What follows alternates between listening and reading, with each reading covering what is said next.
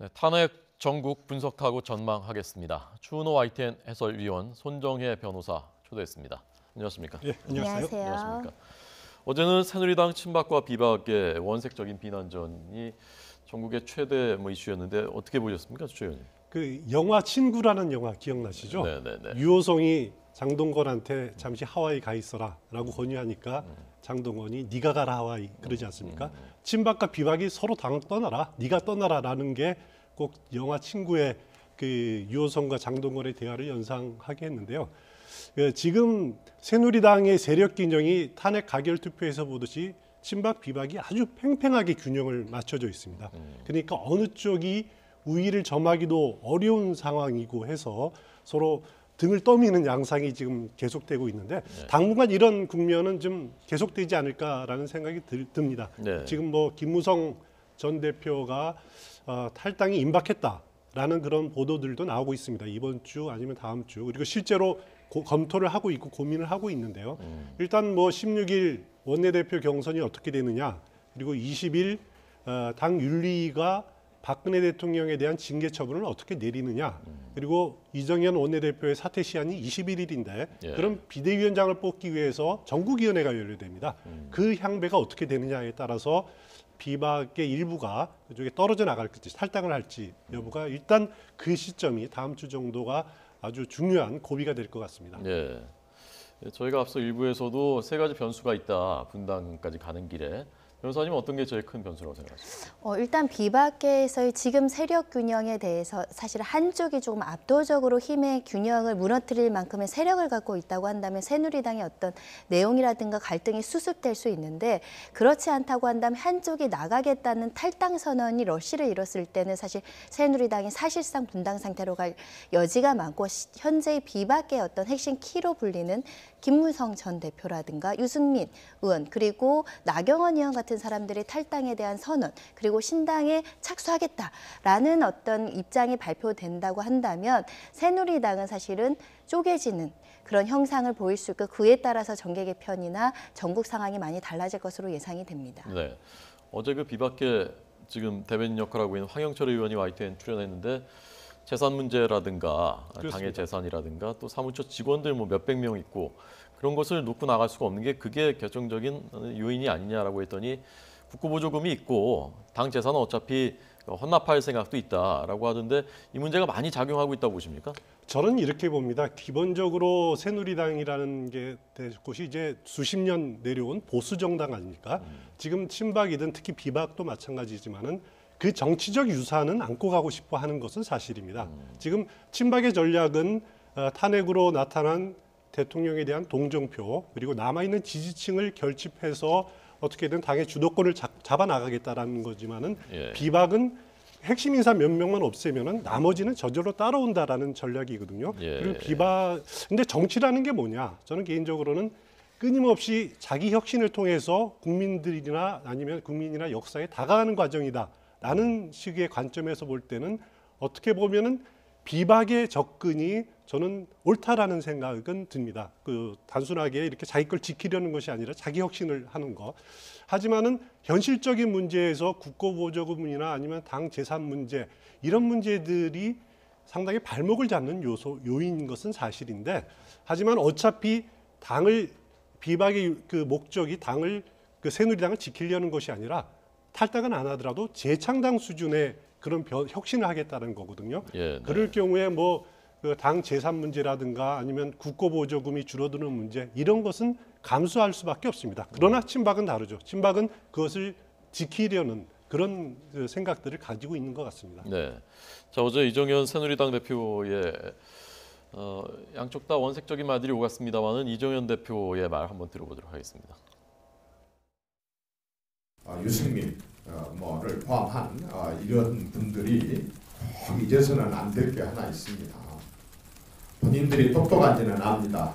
본인들이 정말 탯줄 잘 묻어서 좋은 곳에 태어나서 정말 그렇게 참 사선도 하고 이렇게 많이 하고 있는 것은 좋습니다만은, 그럼에도 불구하고 그분들이 이 당의 주인은 아니다는 것, 자기들은 손님이고 객일 뿐입니다.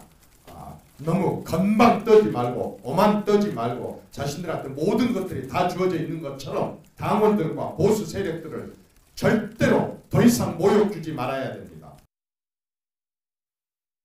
저는 당에 그대로 남아서 당계에게 최선을 다하겠다 이런 말씀 일관되게 드렸으니까 그분들 어제 모여서 그런 거는 제가 보기에는 국민에 대한 저항이라고 생각합니다. 그래서 민심을 상당히 거스르고 당 입장에서는 상당히 자해 행위를 하는 거 아니냐 그런 생각이 듭니다. 네. 뭐 탯줄 얘기도 나오고 했는데요. 어떻게 들으셨습니까? 뭐 공당의 대표의 말치고는 굉장히 원색적으로 강한 어조여서 사실은 국민들이 저 모습을 바라볼 땐 이런 생각이 들 겁니다. 지금 이정현 대표가 어떻게 보면 벼랑 끝에 서 있다라고 보이는데 벼랑 끝에서 죽지 않기 위해서 사실 발버둥을 치면서 지금 보수 세력의 어떤 기득권이라는 던가 이런 것을 지키기 위해서 사실은 굉장히 몸서리치게 노력한다라고 보일 텐데 문제는 이런 강한 발언들이 민심에 일치를 해야 됩니다. 근데 민심과 역행하는 발언을 한다거나 뭔가 보수가 달라지거나 혁신하거나 우리가 창조적 파괴라고 얘기를 하는데 그런 노력을 보이지 않고 서로 이전투구 마냥 싸운다. 나의 권한과 권력을 다투기 위해서 내 권한을 지키기 위해서 싸운다라고 봤을 때는 오히려 촛불 민심을 아우르기보다는 폭발할 수 있는 염려가 있기 때문에 공당의 대표로서는 부적절한 부분이 있다라고 생각이 되고요. 결국 새누리당은 현재 가지고 있는 여러 가지 박근혜 대통령이 헌법질서 위반이라든지 법률 위반에 대해서 어느 정도의 도의적 정치적 책임을 같이 갖고 있습니다. 이것을 면피하거나 이것을 회피하거나 이것을 벗어나기 위해서는 내가 먼저 혁신을 해야 되거든요. 하지만 이런 발언들은 혁신과는 많이 다른 모습입니다. 네. 혁신 얘기가 나왔으니까 그 얘기 먼저 해볼까요? 혁신과 통합이라는 것이 과거에 한 번 있었던 이름인데 이번에 거의 이름이 비슷하다면서요? 그렇습니다. 지금 친박의 모임이 혁신과 통합을 위한 보수연합이라는 이름입니다.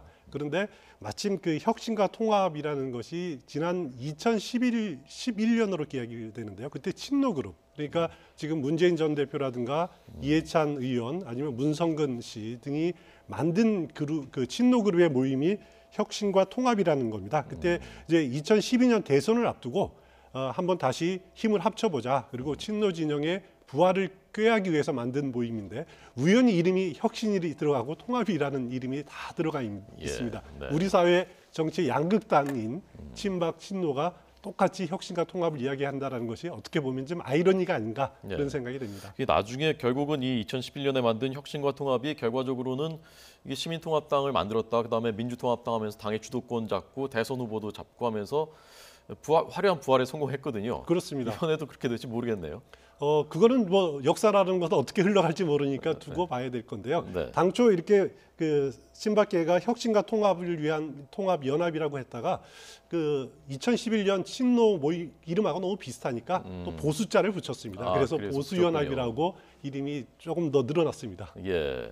이 남경필 지금 탈당에 있는 세력은 지금 분당이 초미의 관심사인데 탈당에 있는 세력은 남경필 지사, 단체장 한 명하고 김용태 의원하고 현역 의원 한 명 이렇게 있단 말입니다. 남 지사가 오늘 YTN 라디오에 나와서 다음 달 안에는 신당을 만든다. 그리고 직접 민주주의를 확대하는 당이 될 것이다 라고 했다는데 어느 정도 변수가 될 것이라고 생각하십니까? 사실 일련의 과정이라고 보이는데 현재 보도에서는 김무성 대표가 이번 주, 다음 주에는 탈당을 선언하고 신당 작업에 착수한다고 합니다. 그럼 현재 그 탈당한 분들하고 사실 연대할 가능성이 매우 높아지고요. 김무성 대표가 다음 주에 탈당한다고 했다고요? 그러니까 그런 예측 보도가 있습니다. 그렇다고 예. 한다면 예. 그것이 일련의 과정 속에 여러 명의 비박 세력들, 특히 탄핵에 찬성했던 세력들이 연이어서 탈당을 한다라고 했을 때는 상당한 세력이 구성이 되고 교섭단체 정도 이상의 세력만 구성이 된다고 한다면 굉장히 그 영향력 있는 당이 창당이 될 것이고 국민의당보다 의석수가 더 높을 가능성이 매우 높습니다. 그렇다고 한다면 제1당, 2당, 3당까지 2당 아니면 3당까지의 세력을 가질 수 있을 것이라고 보이고 그렇다고 한다면 전국 주도권에 있어서 상당한 목소리를 낼 수 있다라고 보이고요.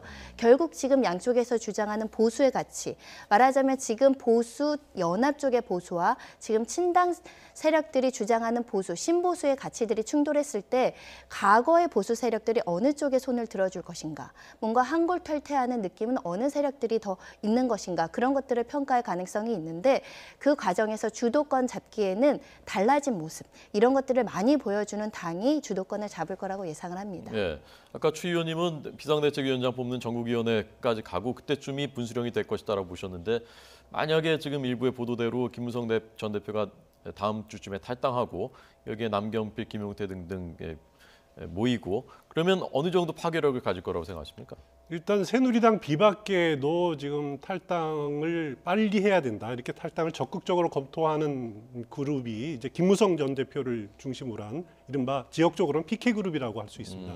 하지만 그 새누리당 내에서 끝까지 남아서 당을 한번 변화시켜 보자라고 하는 그룹이 유승민 의원을 비롯해서 뭐 어느 정도 TK를 중심으로 한 뭐 주호영 의원도 비슷한 생각인 것 같고요. 그런 그룹이 있고 그 중간지대에 있는 분들이 나경원 의원이라든가 아니면 정병구 의원처럼 이렇게 수도권을 중심으로 한 의원들이 있는데 만약에 다음 주에 예정된 원내대표 경선 뭐 비박이 참여할지는 모르겠습니다만 아니면 전국위원회 상황에 따라서 그 비박이 힘을 얻는다라고 하면은 탈당론은 수그러들 수밖에 없는 그런 그 흐름이 될 거고요. 예. 만약에 친박이 적극적으로 그 자리를 다 차지한다라고 하면은 탈당이 좀 더 가시화될 가능성은 있습니다. 그러나 어느 정도 파괴력이 될지 그거는 조금 더 지켜봐야 되는 게 왜냐하면 당장 비례대표 의원들은 탈당을 할 수가 없습니다. 그렇죠. 17명이나 있는데 탈당을 하는 순간 의원직을 상실하기 때문에 그분들의 행동은 상당히 제약이 있을 수밖에 없는 거고요. 그래서 어느 정도까지 파워를 발휘할지는 좀 더 지켜봐야 되고 그 결정적인 계기는 반기문 유엔 사무총장이 귀국하고 어떤 정치적 선택을 하느냐에 따라서 친박이 몰락하느냐 아니면 비박이 제4지대에서 탈당한다면 힘을 받느냐가 그 시점에 결정이 될 것 같습니다. 네, 그래서 원내대표 선거가 그 하나의 그 큰 변수가 될 수 있을 것이다. 자, 우선 어제 정진석 원내대표의 사퇴 변을 들어보고 여기에 대한 전망을 들어보도록 하겠습니다. 대통령 탄핵소추가 국회에서 가결된 데 대해 집권여당 원내대표로서 책임을 지는 것이 온당하다고 생각해 이렇게 국민 여러분 앞에 서게 되었습니다. 저는 보수 정치의 본령은 책임지는 자세라고 배웠습니다. 대통령 직무가 중지된 사건에 있어 집권 여당은 대통령과 똑같은 무게의 책임을 가질 수밖에 없다고 생각합니다. 자, 이렇게 되면서 지금 원내대표 자리가 비어 있고 일단 16일에 선거를 한다는 계획이거든요. 며칠 남지 않았는데 어떻게 전망하십니까? 일단 이렇게 갑작스러운 사퇴의 원인이 무엇인가에 대해서 오히려 친박 세력에 의한 사퇴 압력이 있지 않았을까? 왜냐하면 원내대표도 이 전국의 주도권, 당권을 주도권을 잡기 위해서는 친박을 우선시하는 원내대표를 선출해야 된다. 이런 의견에 따라서 지금 사퇴를 했다라는 시나리오가 맞는다고 한다면 그럼 친박의 대표 주자가 원내대표로 쓴다. 그럼 사실은 지금의 새누리당은 친박이 주도권을 가지게 될 가능성이 높아질 수 있습니다. 그런 부분 때문에 사실 원내대표 이 선거가 굉장히 중요한 의미를 갖는다라고 생각을 하고 있고요. 만약에 그렇게 된다고 한다면 이 지금 비박계의 탈당이나 이런 것들은 조금 더 가능성이 높아지지 않을까 싶습니다. 예, 추 의원님 어떻게 생각하십니까? 원내대표 경선이 일단 16일로 친박 지도부가 그러니까 이정현 대표가 그렇게 예고를 한 상황인데 원래 그 일주일 안에 치러야 됩니다. 그러니까 그렇군요. 19일까지 하도록 돼 있는데 굉장히 서둘러서 어제 이정현 대표가 일정을 정했는데 그 비박이 원내대표 경선에 참여를 할 것인가? 그거는 지금 아마 회의를 하고 있을 겁니다. 그 여부를 오늘 결정을 할 텐데 뭐 그 하고 싶어하는 의원들도 있을 거고 아니면 비박 지도부 차원에서 지금 이렇게 그 세력 대결을 하는 것이 바람직한가라는 그런 문제 제기도 있을 겁니다. 그래서 그 결과는 잠시 뒤에 나오는 결과를 봐야 될 것 같은데요. 예. 아까 말씀하신 그 TK하고 비박계 TK 수도권 의원들은 당에 남아서 주도권을 잡는 게 옳지 않느냐라는 주장, 그 주장대로라면은 원내대표 선거에 나가서 원내대표가 돼야 되는 거 아닙니까? 그렇게 돼야 되는데 현실적인 힘의 균형이 어떤지를 한번 꼼꼼하게 따져봐야 될 겁니다. 네. 그럴 경우 만약에 비박이 표로 진다라고 할 경우에 굳이 원내대표 경선에 나갔을 필요가 있느냐 이런 현실적인 문제들도 고민을 하고 있을 거고요. 그렇지만은 지금 변수가 중립적인 이주영 의원이 나갔으면은 뭐 좀 어떻겠느냐라는 그런 의견들도 많이 있었을 텐데 예, 이주영 의원이 지금 개헌특위위원장으로 내정이 된 상태 아닙니까? 네. 그래서 친박 비박이 그 서로 오히려 강성 인사들을 내세울 가능성도 있기 때문에 네. 그 비박으로서는 이렇게 맞부딪힐 지금 단계에서 필요가 있느냐 예. 그런 부분들을 고민하고 있을 것 같습니다. 네, 알겠습니다. 아마 오늘 회의에서 논의가 됐을 가능성이 있으니까 잠시 뒤에 아마 회의 결과가 나올지도 모르겠습니다. 야권 얘기를 좀 짚어봐야 되겠습니다. 어제 이재명 시장이 다 같이 머슴이 돼야 된다고 했나요? 그 표현 쓰면서 박원순, 안희정, 김부겸 이렇게 해서 연대해야 된다라고 했는데 안희정 지사는 거부했다면서요?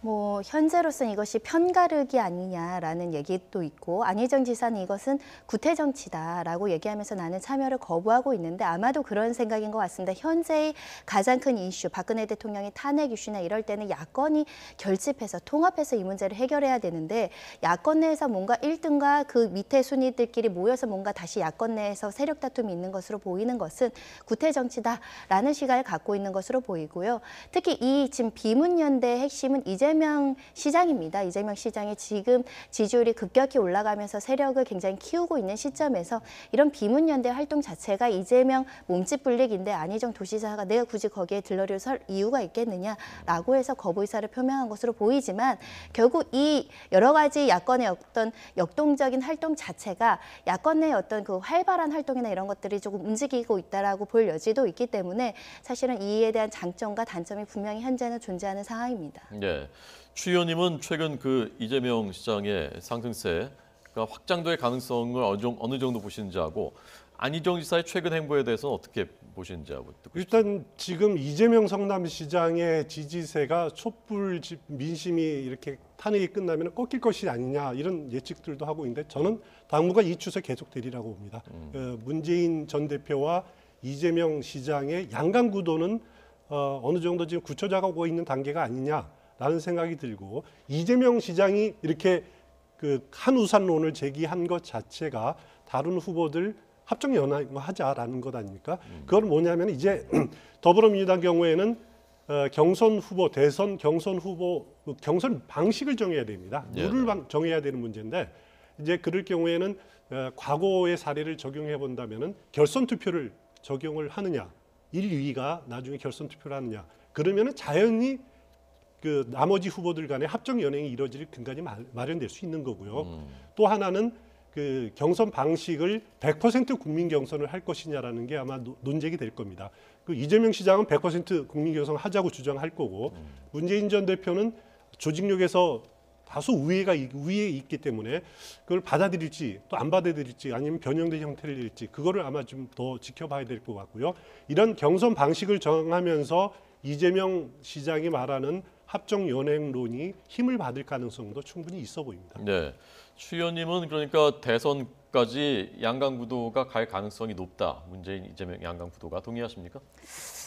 사실은 대선까지는 우리가 지금 한 6개월 이상, 뭐 7개월 이상, 뭐 최소 그렇게 바라보고 있는 상황이 많기 때문에 네, 그렇다고 한다면 그 안에 변수들이 굉장히 많아질 수 있을 거고 이재명 시장이 사실은 이제 국민들한테 검증대에 사실상 섰다라고 보입니다. 만약에 송곳 검증이 들어갔을 때도 현재의 지지율을 유지할 수 있느냐가 관건으로 보이는데요. 만약에 유지할 수 없고 이 촛불 전국이 조금 희미해진 시점에는 또 지지율이 떨어질 가능성도 존재한다라고 생각을 합니다. 그렇기 때문에 이재명 시장이 앞으로 국민들에 대한 지지율을 유지하기 위한 제2의 제3의 어떤 책임 있는 카드, 정치인으로서의 모습을 많이 보여줘야 된다라고 생각하고요. 그리고 반기문 총장이라는 변수도 등장할 수 있기 때문에 그에 따라서 약간의 그 야권의 지형도 많이 바뀔 가능성이 있어서 양강 구도가 어느 정도 유지될지는 조금 지나가 봐야 알 것 같습니다. 예. 예를 들면 어제도 나온 그 이름도 모르는 대학 발언에 대해서 사과하고 그런 그렇습니다. 것들이 이제 악재들 검증 들어가면 나올 수 있지 않느냐 그 견해에 대해서 어떻게 생각하세요? 예, 그렇습니다. 충분히 그럴 가능성이 있고요. 지금 어떻게 보면 지난 대선 과정을 보면은 안철수 현상이 폭발적으로 나오지 않았습니까? 그것을 이재명 시장도 기대를 하는 건데 그럴 정도 그 과거처럼 그렇게 폭발적이지 않은 건 사실입니다. 하지만 그 이재명 시장의 경우에는 그 지지층이 확산되는 흐름을 보면은 지금 주로 호남과 20대에서 지지층이 확산이 되고 있는 거거든요. 그렇군요. 그거는 예. 잠식하는 것이 안철수 전 대표의 지지층을 잠식하고 있다라는 그 의미가 있습니다. 그래서 그 이재명 시장 경우에는 물론 본인의 행보가 잘못됐고 어떻게 보여지느냐에 따라서 그 확산 속도가 늦춰지고 아니면 제한될 수도 있지만은 만약에 그 본인의 행보에 따라서 적극적으로 행보에 따라서 잘한다면은 더 그 지지층이 외연이 넓어질 가능성도 저는 있다고 보여집니다. 예, 알겠습니다. 자, 마지막으로 어제 헌법재판소가 그 정례 브리핑 어제부터 브리핑이 시작됐는데 여기서 사또 재판하지 않겠다, 선별 심리하지 않겠다. 시간은 길어질 가능성이 높아진 것 같은데요. 법률가시니까 선별 심리 그건 원래 못하게 되어 있는 건가요? 헌재는 지금 원칙론을 얘기하고 있습니다. 우리가 주장을 하면 예를 들면 원고 측에서 주장을 하면 그에 대해서 법원은 판단을 내려줘야 되는데 탄핵소추 의결서의 법률 위반, 헌법 위반에 대해서 13개 항목에 대해서 주장이 들어갔으면 그에 대해서 이래서 안 되고 저래서 이거는 인용이 되고 이거를 판단을 해줘야 되기 때문에 변론주의 원칙상 우리는 모든 것을 들여다보겠다는 원칙론을 얘기한 거고요. 그러면서도 헌재 관계자는 판결문, 우리 헌법 재판 결정문을 쓸 때는 기술적인 조치로 그거를 다듬을 수는 있지만 현재는 원칙적으로 모든 항을 들여다보겠다는 원칙론을 얘기한 것으로 보이고 사실 이 13개 항목은 특검 수사 결과에도 많이 영향을 미칩니다. 특검에서 먼저 사실 조사를 해주고 공소장에 그것이 확정이 되면 그 확정된 수사로서 확정된 사실관계를 기초로 해서 헌재가 또 판단이 이루어지기 쉬운 구조거든요. 예. 그렇기 때문에 특검이 좀 조속하게 사실관계를 좀 정립을 해주고 그 관련된 수사 기록이나 수사의 사실관계에 정리된 것을 헌법재판소에서 수사 기록이나 이런 것들을 참고해서 판단을 한다고 하더라도 왜냐하면 그 박근혜 대통령 측에 그 피소추인 측에 방어권을 또 부여를 해야 되는 측면들이 있거든요. 그러면 그 양쪽에 대립되는 쟁점에 대해서 충분한 시간을 가지고 판단을 내리겠다. 그러면 적어도 수개월 이상은 걸릴 것이다라는 원칙론을 이야기하고 있습니다. 네, 그 원칙론이 그렇고 현실적으로도 특검 수사도 그 기간이 정해져 있는 것이니까요. 시간이 뭐 한두 달 안에 이렇게 되기는 쉽지 않다고 보시는 한두 달 안에 정리가 되려면 이 우리 소위 말하는 변론기일이라는 그 심리기일을 2~3번으로 끝낼 수 있어야 되는데 이 사건은 2~3번으로 끝낼 수가 없습니다. 적어도 11개 항목이라면 1개 항목당 한 번의 변론기일이 주어진다라고 하더라도 13회 이상이 이루어져야 되기 때문에 그 일주일에 한 번씩 기일을 잡는다고 하더라도 최소 수개월로 예상이 되고요. 그리고 상당한 양의 기록이 제출될 것으로 예상이 되는데 그거를 모든 헌법재판관들이 판단하는 데는 적어도 수개월이 예상된다라고 보는 것이 합리적입니다. 예, 뭐 첨언하실 말씀 있습니까?